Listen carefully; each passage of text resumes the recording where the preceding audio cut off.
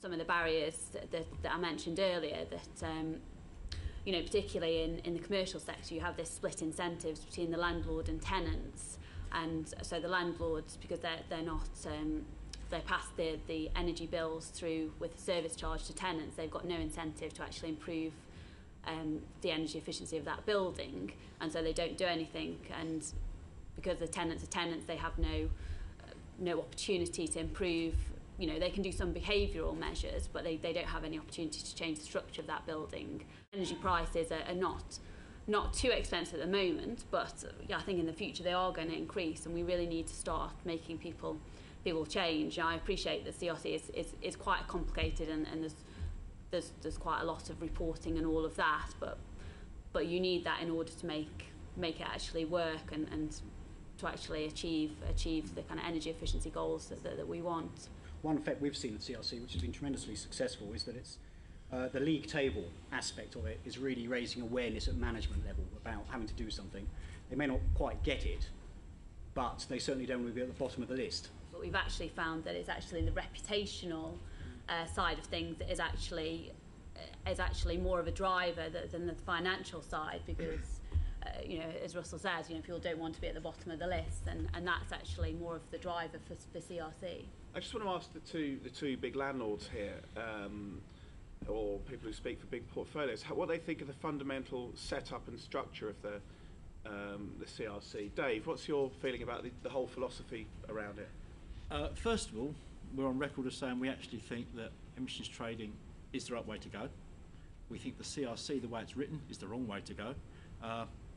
Linking the recycling league table with recycling payments just confuses the whole issue and gets away from the fundamental principles of an emissions trading scheme, which should be on marginal abatement costs. And I also take issue with the question about the landlord-tenant relationship. It is a complication with the CRC, but we've been doing this for 29 years. So the CRC isn't actually going to make us do things about running buildings more efficiently that we haven't been thinking of for quite a long time.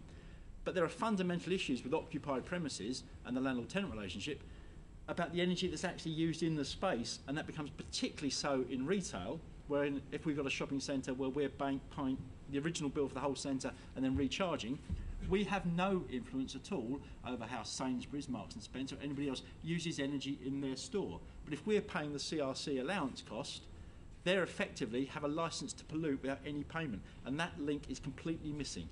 CRC is probably fine for most sectors, but landlord, tenant and commercial property and multi-occupied buildings, there are some big issues, and the fact that it's not addressed through legislation means that we've spent most of our time and most of our money so far lining the pockets of our lawyers. We probably ought to accept that we've all been brought up in the carbon economy. We're all carbon economy junkies, really, and you probably do need something pretty draconian to change the behaviour of a lot of participants in the market. I think this will have a very significant, shocking effect on a number of participants in the market, and whilst that may feel uncomfortable, I think it's probably a powerful, necessary, albeit blunt tool to get things going.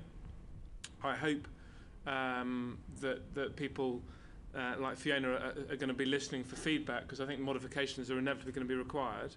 We've got to change the way people behave, and some of it's going to be stick as well as carrot, and so I'm broadly supportive, although I know it's going to be uncomfortable.